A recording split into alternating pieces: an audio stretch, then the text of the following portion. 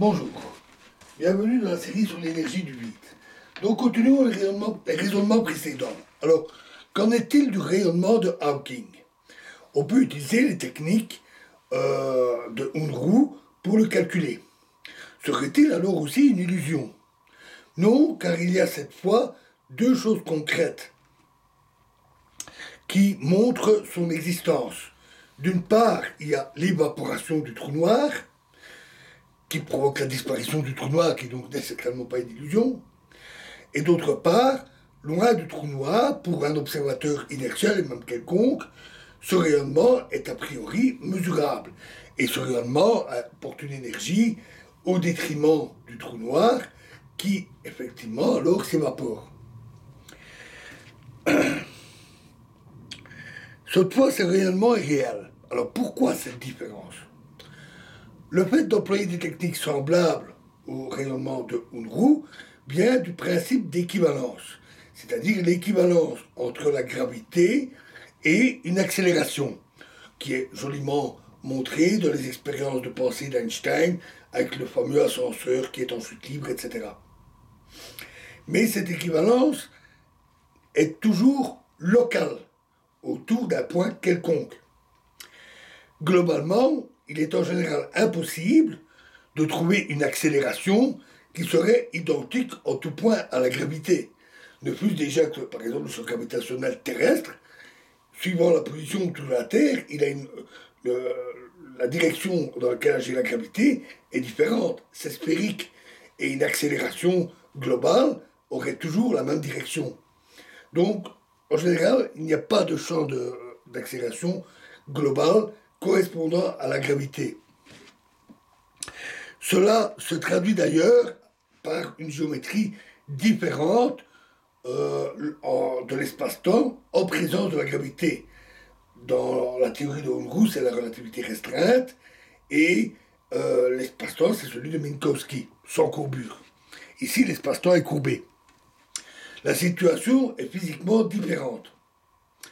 Ici, le rayonnement est dû à la présence d'un horizon, comme nous l'avons vu, l'horizon des événements.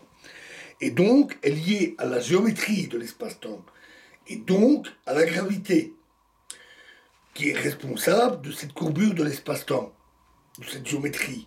Le champ gravitationnel peut d'ailleurs être assimilé au tenseur de courbure de Riemann-Christoffel.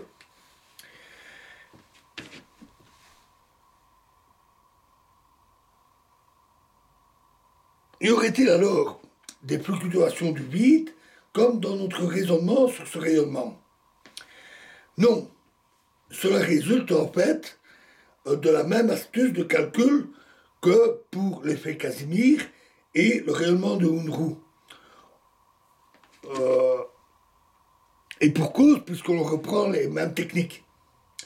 En réalité, il y a une interaction entre ces champs quantiques, par exemple celui du photon, et le champ gravitationnel. Ce dernier devrait d'ailleurs être principe être aussi quantifié pour être un champ de graviton, qui n'est pas ici, et qui n'est pas ici le vide quantique, le champ gravitationnel du trou noir étant loin d'être nul. Et donc ces fluctuations sont plutôt du type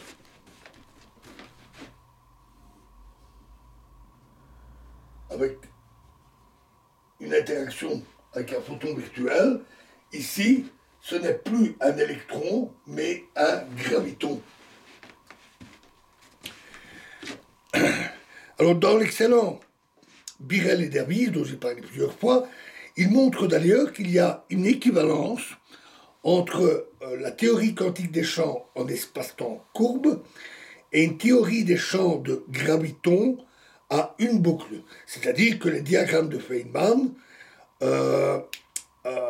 sont avec une boucle de graviton au maximum. Et cela rend d'ailleurs cette théorie plus simple, puisqu'elle correspond à une théorie quantique des champs dans un espace-temps imposé, la gravitation ordinaire, classique. Et cette théorie plus simple est renormalisable. Et on a alors des diagrammes comme celui-là. Il reste un cas à examiner, c'est celui du champ de Higgs, dont le vide quantique n'est pas l'état d'énergie minimale, c'est le fameux chapeau mexicain. L'état de vide quantique est même à haute énergie. Est-ce que les raisonnements précédents échouent? Non, car l'état minimal de l'énergie pour le vide, que j'ai cité, n'est pas crucial. Tout le raisonnement reste valable. En physique, il n'est d'ailleurs pas rare d'avoir ce genre de situation.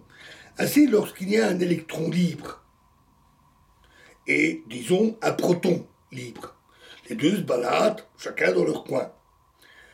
On choisit en général cet état comme étant celui d'énergie égale zéro, comme nous avons décidé de le faire pour le vide quantique.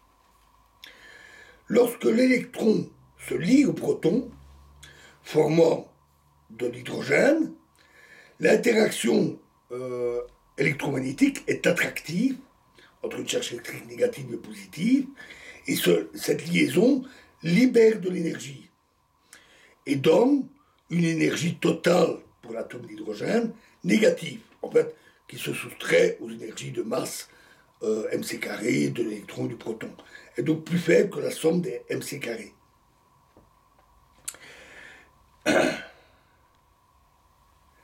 Et d'ailleurs, c'est ce qui explique que la liaison soit stable, parce qu'il faut fournir de l'énergie pour la briser.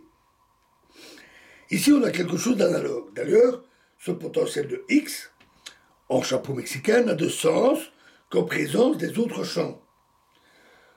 La brisure de symétrie spontanée provoque l'apparition de modes d'excitation du champ de X qui sont appelés des modes de Goldstone et qui, en se combinant avec les autres champs, leur donnent une masse. Et automatiquement une énergie du champ de X plus basse. Pour le vide du champ de X, donc le sommet du chapeau mexicain, on parle de vrai vide, et celui après brisure de symétrie, on parle de faux vide. Cette différence, alors ce mécanisme est différent de la liaison électron-proton, mais c'est le même principe. On peut dire que le vrai vide a une énergie zéro, comme nous l'avons toujours fait, depuis qu'on a opté pour cette interprétation, et le faux vide, lui, a une énergie négative.